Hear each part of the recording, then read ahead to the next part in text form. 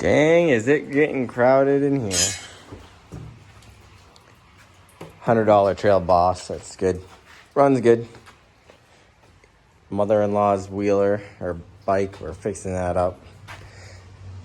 Just been sitting a long time, so needs a full tune-up. And then my bike. Not getting rid of this, but we did sell the RM125 that was right here. And we're working on this today. So embarrassingly enough, so it's pretty embarrassing, but I've done this 3 times since I've had the car. Right, I get the transmission under here, which you can see it's higher than the car. So I have to jack the front way up, get blocks under it, slide the trans under, starting with the bell housing, kind of right through here.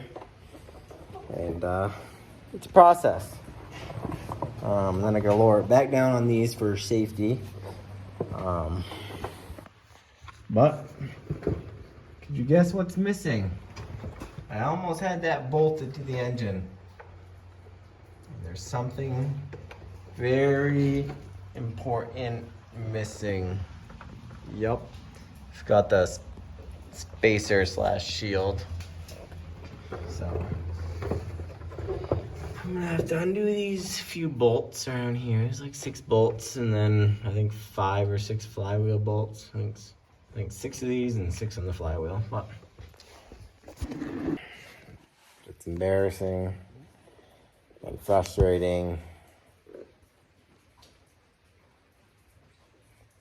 But it happens. I did that earlier, realized my mistake, and I had to take a break. So now I'm back out here, refreshed, ready to fix it. So, anywho's, we'll get going on that.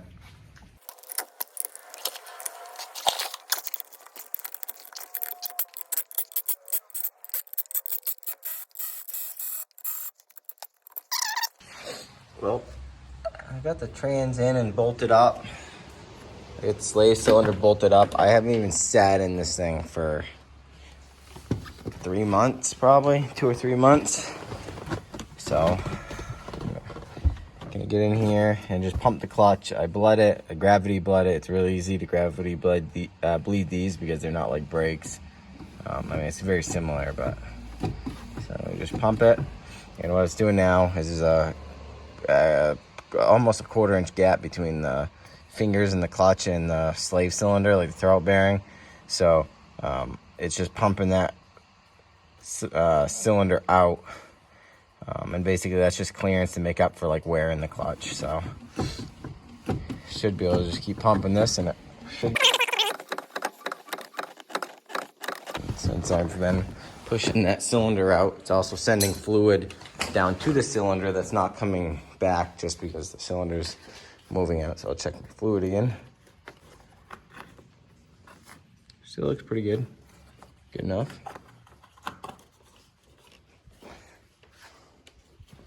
So I'll keep pumping.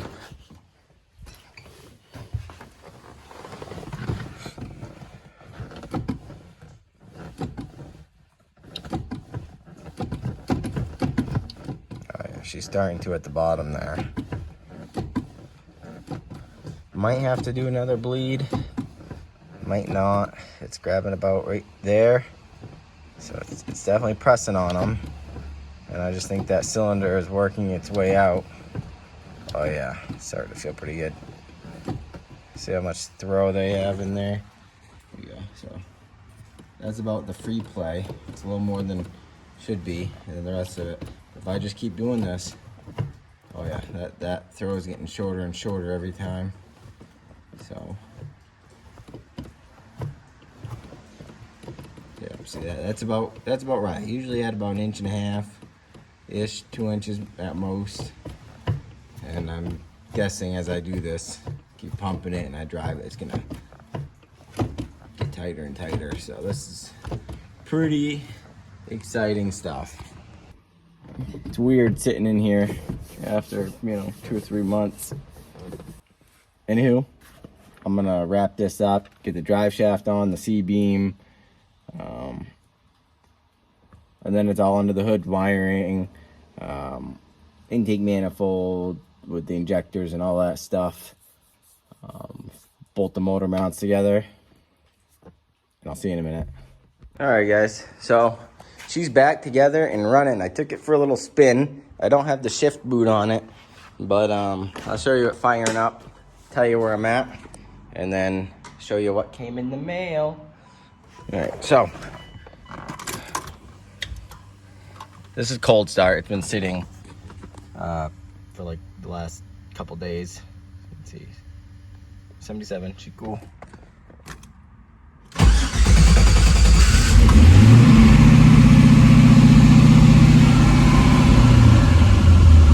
So she actually runs pretty good. I mean, she doesn't smoke.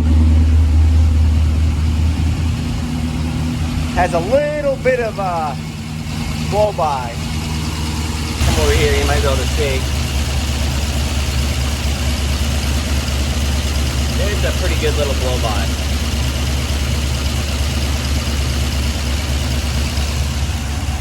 But it runs pretty good. It does, when I rev it up, it doesn't really push anything past like any oil out of those, you know, little vent tubes. And shut her off and tell you where I'm at.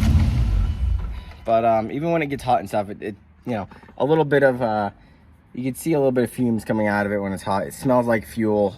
It's definitely blow by, but I think I can limp it by for a little while. And I'm either gonna bore and build my other aluminum 5.3 with like some Wiseco forged pistons or something off Summit, or which I think will be cheaper, but I don't know if it's a better call, so maybe I'll get you guys' advice. I am gonna go pick up a 4.8 off a guy. It's a Gen 4 4.8. He's 20 minutes away. It's a bottom end, good cylinder walls, comes with the piston, like the whole rotating assembly, short block. So I could take the sloppy stage 2 cam out of this, take the 706 heads off this, and put them on a 4.8. So instead of 10.5 to 1 compression ratio, which I have now, I'll be on a boosted 4.8 with the stock like 9.5 to 1 or whatever compression ratio. But that's a Gen 4, so it has the bigger rods and stuff. So let me know what you think. Should I build the aluminum block 5.3, bore it, you know, do all that? Or should I just throw a 4.8 in it and, you know, just run it? I mean, I'll be able to run more boost, probably a little bit more power safely.